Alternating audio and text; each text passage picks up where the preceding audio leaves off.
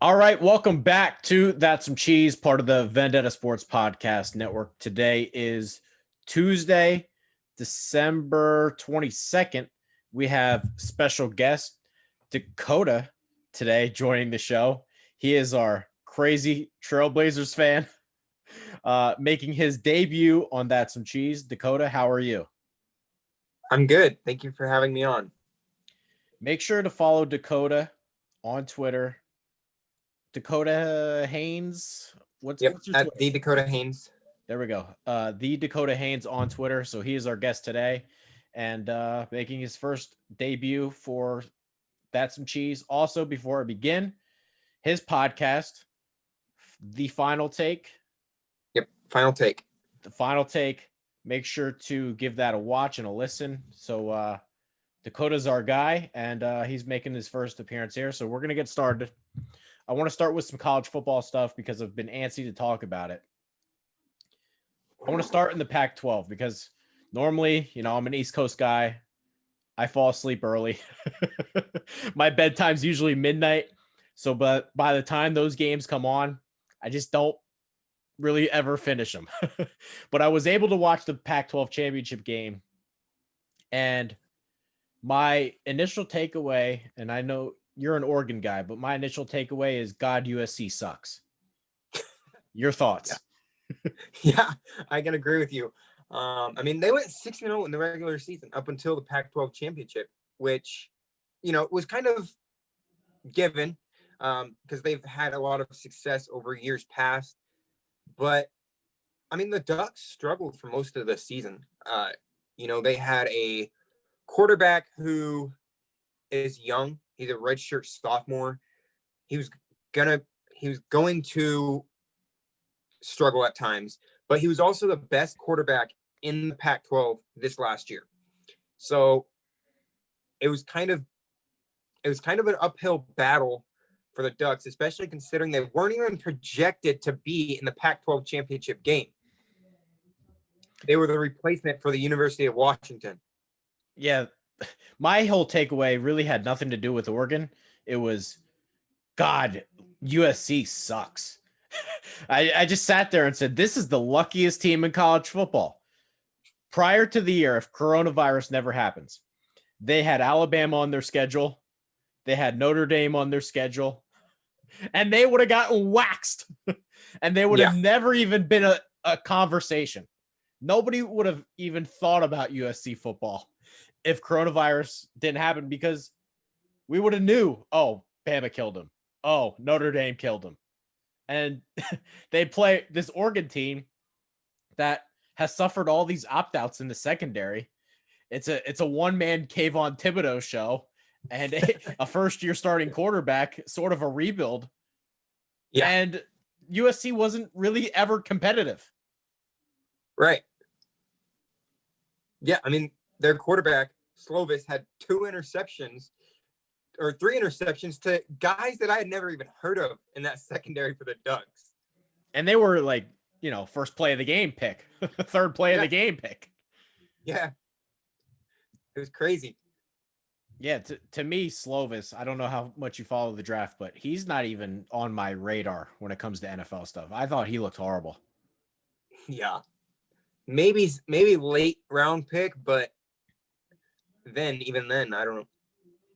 He's like,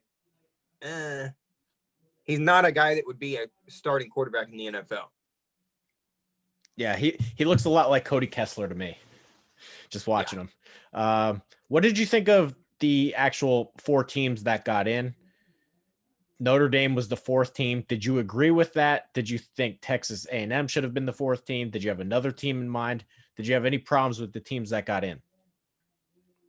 Not really. Notre Dame and Texas A&M both had great seasons.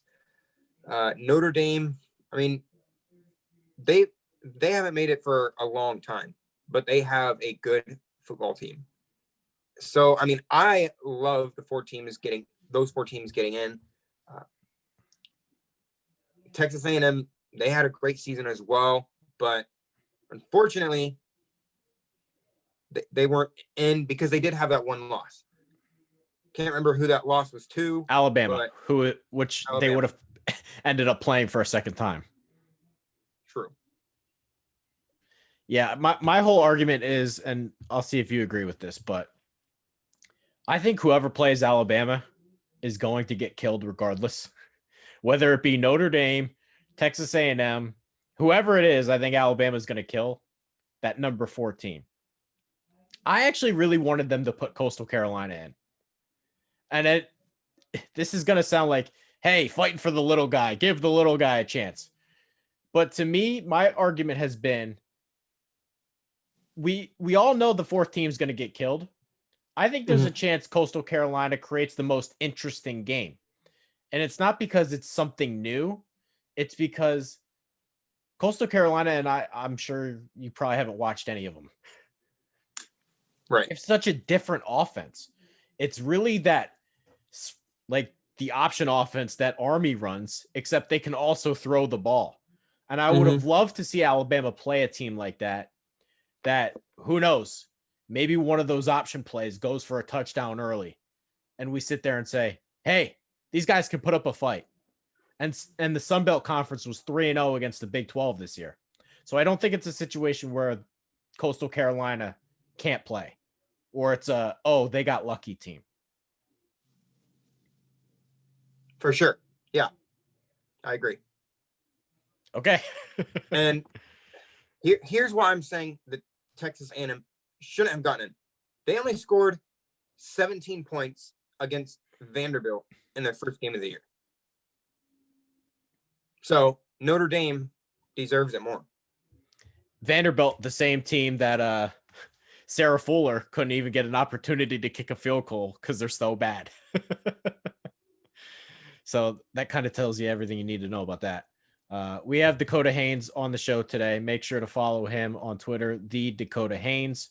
He has done some NBA previews for us. Make sure to read those. Dacota is fairly new. He's been here about a month or two. He was on the NBA draft live stream. So make sure to check him out and his show, The Final Take. We're going to take a quick break and we will be right back. Hey, you. Yeah, you. In case you hadn't heard, your favorite Renegade Sports Media Group has its own Patreon. Go to patreon.com/Vendetta Sports Media to support our efforts to continuously bring you sports, gaming, and other media coverage as only we can. We've got 4 different membership tiers. For $3 a month, we'll give you a simple thank you on our Patreon site. For $6 a month, you get a thank you and you get to become a recruit in Jackson Law's Vendetta University Gaming Series. For $10 a month, you get everything from the previous tiers, a special thank you at the end of our videos, free access to our upcoming Discord chat, and a free koozie after 4 months. And then the big dog, $50 a month, gets you everything from the previous tiers, as well as opportunities for Fantasy League invites, stream gaming, possible invites to mock NFL and NBA draft sessions, a once-a-month Google Hangout, and after 4 months, a free t-shirt. Yeah! Go to patreon.com/Vendetta Sports Media and help us to improve our pledge to bring you the best sports, gaming, and other media coverage. All right, we're back. And for those who have followed Dacota, they know him as the Blazers super fan. As Carl said in the Slack, it has opened up a new world to him that he didn't know super Blazers fans existed. So I kind of want to hand the keys to you. What are your expectations for Portland this year? My expectations for Portland. Wow. Okay. After 2 seasons ago, they had Enes Kanter, and they went to the Western Conference Finals. But they were also without their starting center, this Jusuf Nurkic, this last year. And that hurt them a lot. Just watching the games over and over, that hurt them a lot because they run the ball through Nurkic. With Whiteside, they weren't able to do that. So with Nurkic coming back, they're going to be able to run the ball through him again. Going to be a 4th seed in the West. I think that's fair. The 4 seed in the West.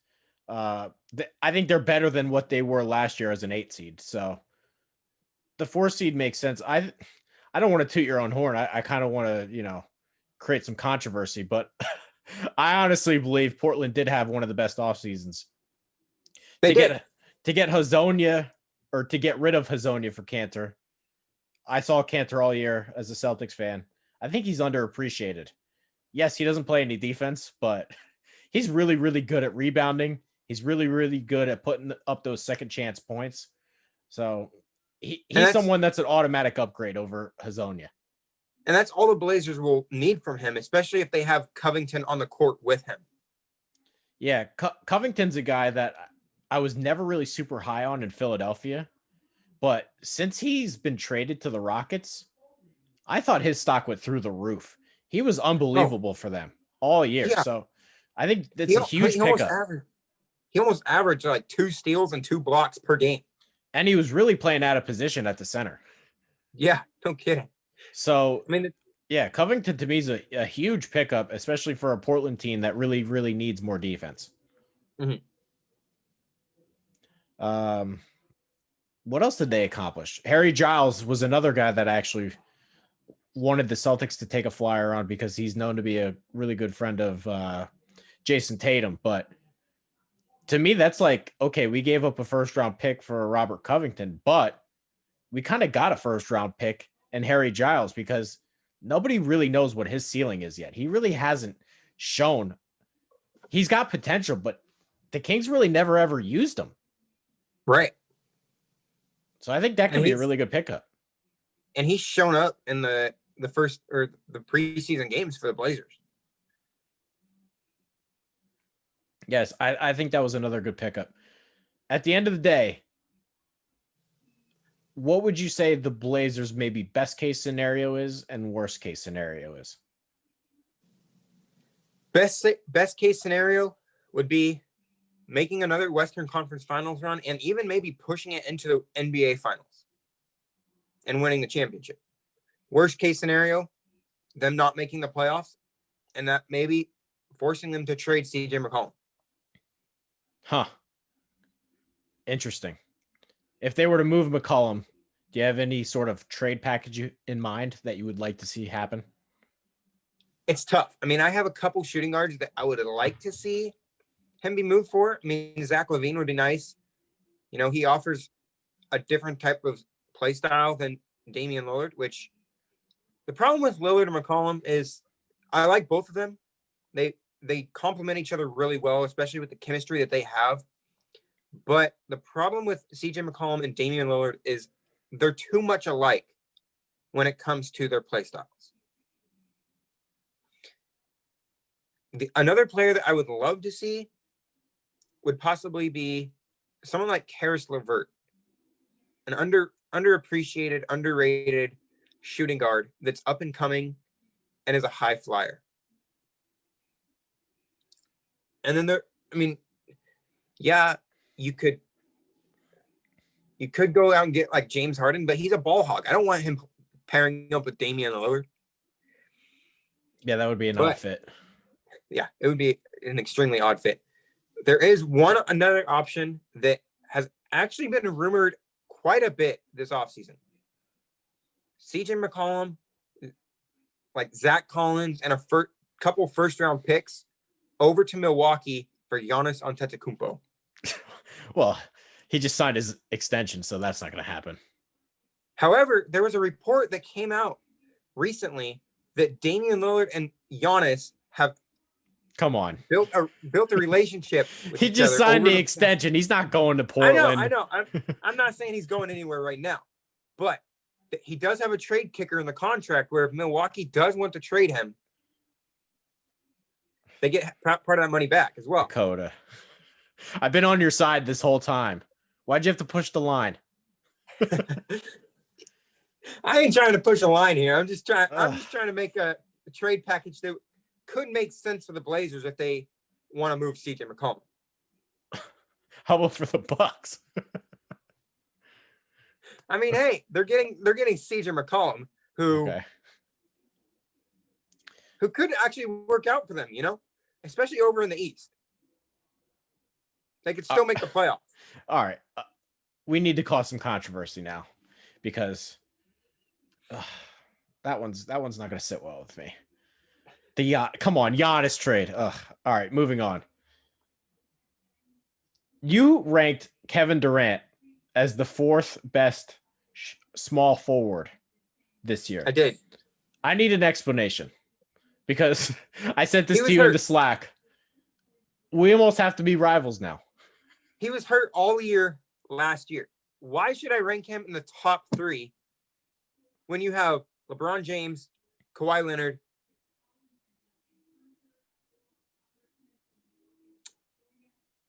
and one other great shooting or small forward in the NBA right now? Can't remember who I named. Jimmy Butler. In the top 3. Who? Jimmy Butler. Jimmy Butler. Yes, that's who I named in the top 3. Jimmy Butler, I think, took a step forward with his play in the NBA Finals against LeBron James and the Lakers. He had 2 triple doubles. Kevin Durant has never had a triple double in the NBA Finals.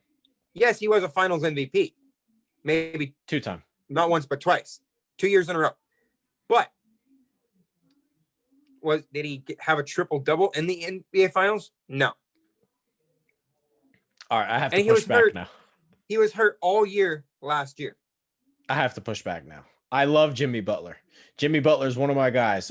He's such a crazy person. He's got such a fiery attitude. I love Jimmy Butler. The fact that he was so right about those Minnesota guys, I'll forever respect and appreciate him. But Kevin Durant is the single best player in, I don't want to go back like super, super far, but since he's been in the league, he's the best player in the league. Like not close. Nobody's as efficient as him. Nobody can score. Like if you pick one guy to take a final shot in a game, you're not giving the ball to anybody else. He's the guy you trust to score at the end of the game. Shot. Yeah. Oh, I'm trusting somebody else. Who? My man, Damian Lillard over in Portland. Yeah. But how many big finals wins does he have? Or big, he hasn't gone into these super deep playoff runs. So yes, he's a great clutch shooter, but we're talking about Kevin Durant. Kevin Durant was 2 for 17 in game-ending shots or game-tying shots. We're talking about a guy that in back-to-back finals not only beat LeBron James, but statistically across the board was more efficient, put up more points, everything. Beat him in every statistical category when they played him in the finals. They didn't just beat him, he outplayed him too. If Elfrid Payton can get triple doubles in the regular season, I don't care about triple doubles. Russell Westbrook gets them all the time. He's the league's biggest cancer. Nobody will ever win with Russell Westbrook. Triple doubles to me, Jokic gets them all the time now too. He's a center that like the triple double thing. That's not something I get. To me, Durant, he's not like anybody else. Nobody else looks like him he's like a 7-foot demigod. He's not human. But here's the thing. Jimmy Butler also, when getting those true triple doubles, he helped the Miami Heat beat the Los Angeles Lakers, who, if Butler wasn't on the team, or if Butler didn't get those triple doubles and help the Heat win, the Lakers would have swept the Miami Heat. There's no question about that. Even if the Lakers went up against the Bucks, they would have swept the Milwaukee Bucks. We're also talking about. I'm not saying that Kevin Durant isn't a great player, because he is. He's one of the best players in the league. However, I think Jimmy Butler just took a step up last year when Kevin Durant was hurt. And to me, Kevin Durant is going to have to earn his spot back in the top 3 small forwards in the NBA because of the fact that, when an injury like that happens, you never know how that player is going to come back. I think that the injury part of it is fair, that we don't know 100% sure what we're getting. But based on past performances, I think it's insane to even put Jimmy Butler in the same conversation as Kevin Durant. That's fair. Yes. Jimmy Butler, and again, you bring up the NBA Finals run, but that's really the only run he's ever had. Outside of this past year, where's his other good playoff runs, really? I mean, Jimmy Butler, the only other time he did anything in the playoffs was when he had those Chicago teams, and he wasn't even the main guy. It was really a Derrick Rose team. I agree. But you're comparing him to a guy that, and yes, we can say whatever we want about the Warriors thing. When he went to Golden State, he was far and away their best player. That wasn't any question. I have bad words that I'm going to say, or that I'm not going to say about him joining Golden State. I just won't even bring that issue up. We can gladly discuss it. I think that whole being mad at Durant for joining the Warriors thing is just such a ridiculous topic.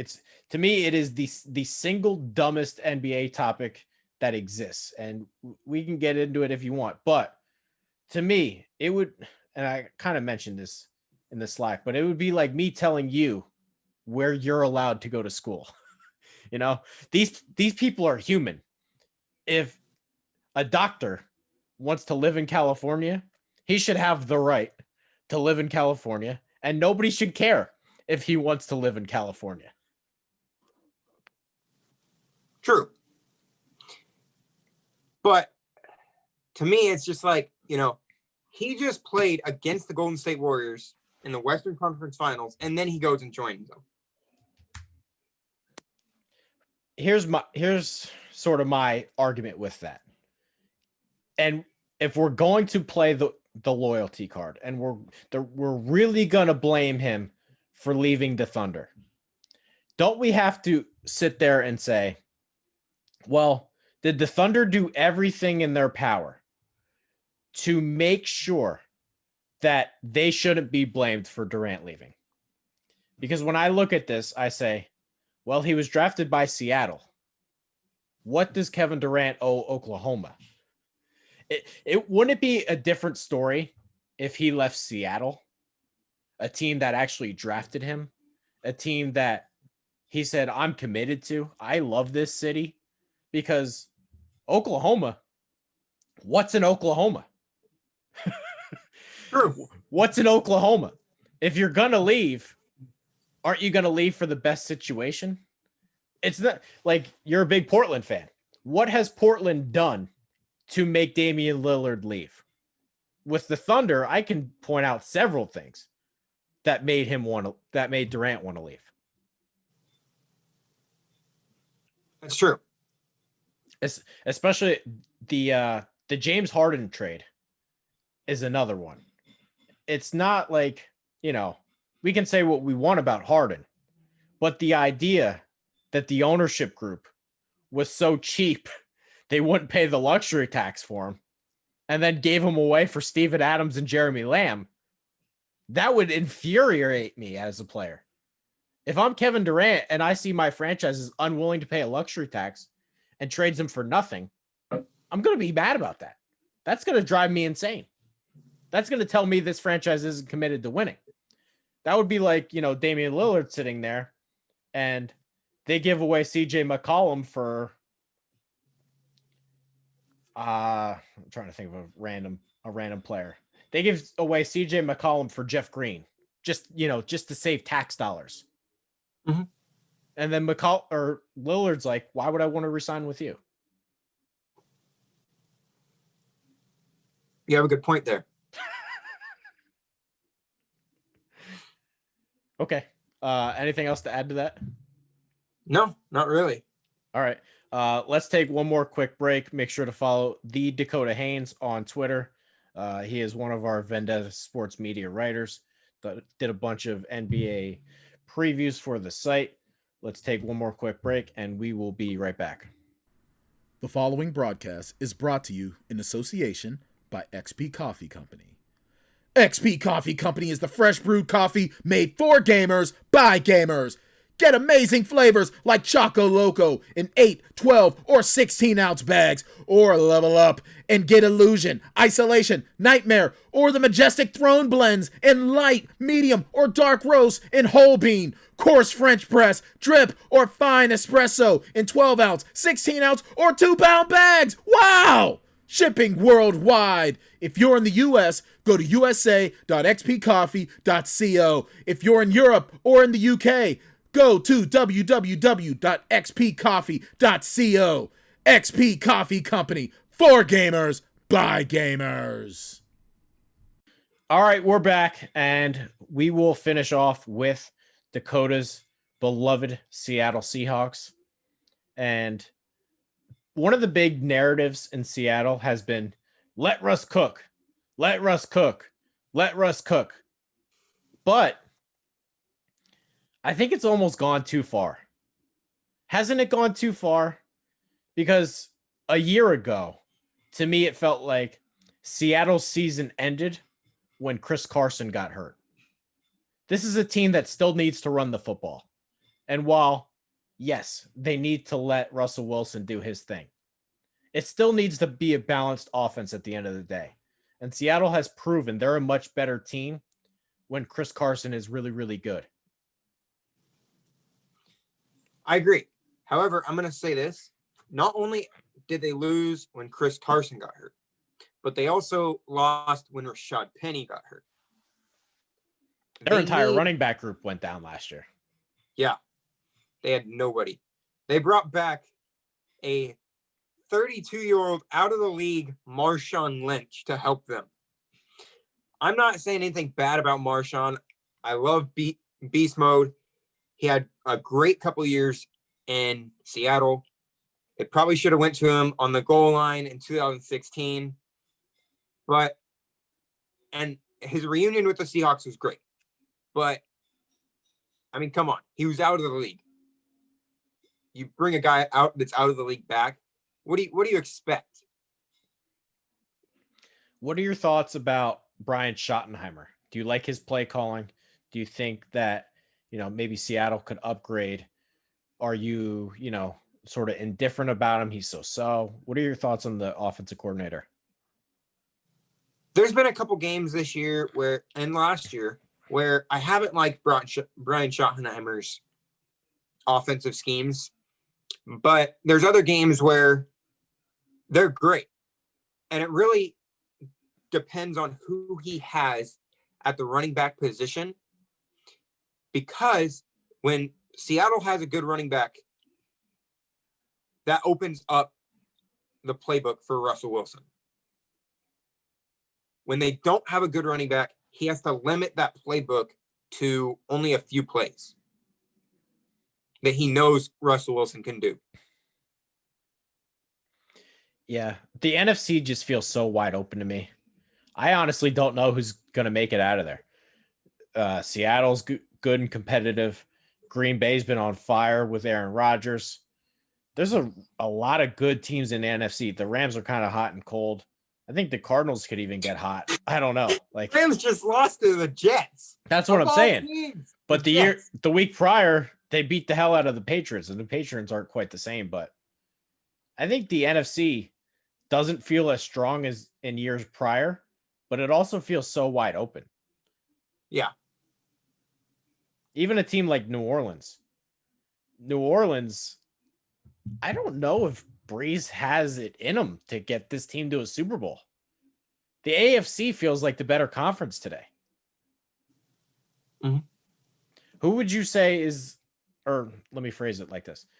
What would you say 1 to 10 Seattle's chances to make it to the Super Bowl this year? Seattle's chances 1 to 10. Probably about a 6. Why is that? Well, I mean, you take a look at there's only 2 teams that I could see making it ahead of them. And that's possibly the Rams and possibly Green Bay. Yeah, I think that's fair. Other than that, there's really no other teams that have good enough players to make it to the Super Bowl. And look, Seattle's defense is finally starting to get better. I mean, all year up until 5 weeks ago, that Seattle defense was on a horrible skid. And they were looking like one of the worst defenses in the league in NFL history. But over the past 5 weeks, they have turned that corner just like that. And they are looking better than they ever were. Would you say that Carlos Dunlap has been the sole reason for their improvement on the defensive side of the ball, or would you say there's another reason? I wouldn't say Carlos Dunlap is the sole reason, because even when Carlos Dunlap got to Seattle, the defense was still getting exposed in the pass coverage. Once the Seahawks got Shaquille Griffin back, that's when they even got better in the pass coverage, because Griffin can lock down that number 1 wide receiver on any team, and that only leaves the number 2 receiver. I want to reference one of your old posts. You did one on DK Metcalf being the next Megatron. He's someone that prior to this year, I kind of saw as he's going to be Terrell Owens. He just physically, he sort of reminds me of him. And while he's not maybe the craftiest route runner in the world, he's so big, fast, and strong that teams just can't seem to cover him. There was they played the Patriots earlier in the year, and the way he just abused Stephon Gilmore, nobody does that. Nobody just beats up Stephon Gilmore like that. So what would you say his overall ceiling is, and what do you think he can accomplish during his Seahawks career? Personally, I think he could be better than Calvin Johnson ever was. Realistically, I think he's going to fall just under what Megatron was able to do in his career. So I'd say Megatron is probably his ceiling.